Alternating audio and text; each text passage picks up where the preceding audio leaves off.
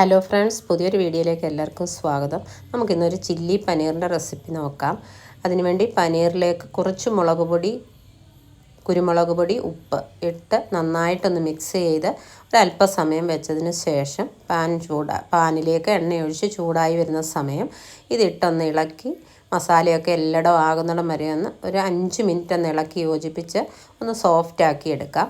അതിനുശേഷം അതേ പാനിലേക്ക് കുറച്ച് എണ്ണ കൂടി ചേർത്ത് ചെറുതായിട്ടരിഞ്ഞ ഇഞ്ചി, വെളുത്തുള്ളി, പച്ചമുളക് ഇത് ചേർത്ത് വഴറ്റിയതിന് ശേഷം ക്യൂബ്സായിട്ടരിഞ്ഞ സവാളയും ക്യാപ്സിക്കവും ചേർത്ത് വീണ്ടും ഒന്ന് വഴറ്റി ഒരുപാടൊന്നും വഴലേണ്ട ആവശ്യമില്ല.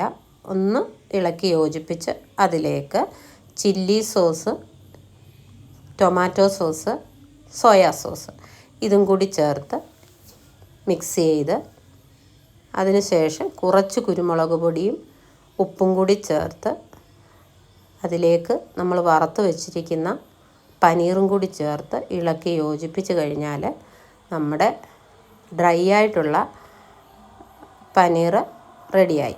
ഇനി നമുക്ക് ഇച്ചിരി ഗ്രേവി കൂടി വേണമെന്നുണ്ടെങ്കിൽ കുറച്ച് കോൺഫ്ലോറിൽ വെള്ളം ചേർത്ത് മിക്സ് ചെയ്ത് ഒഴിച്ച് തിളപ്പിച്ചെടുത്താൽ ഗ്രേവി തയ്യാറാക്കി എടുക്കാം.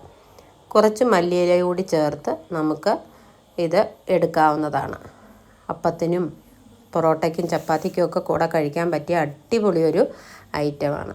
അപ്പോൾ ഉണ്ടാക്കാൻ വളരെ എളുപ്പവുമാണ്. ഈ പനീർ ഒരു നേരമെങ്കിലും ഇതേ രീതിയിൽ നിങ്ങളൊന്ന് ഉണ്ടാക്കി നോക്കണം. ഇഷ്ടപ്പെട്ടെങ്കിൽ ഒന്ന് ലൈക്ക് ചെയ്യുക, ഷെയർ ചെയ്യുക, സബ്സ്ക്രൈബ് ചെയ്യുക. കൂട്ടത്തിൽ ബെല്ലൈക്കണും കൂടി ഒന്ന് ഇനേബിൾ ചെയ്തിട്ടേക്കുക. അപ്പം നമുക്കൊരു പുതിയ വീഡിയോയുമായിട്ട് വീണ്ടും കാണാം. അതുവരെയും ബൈ ബൈ.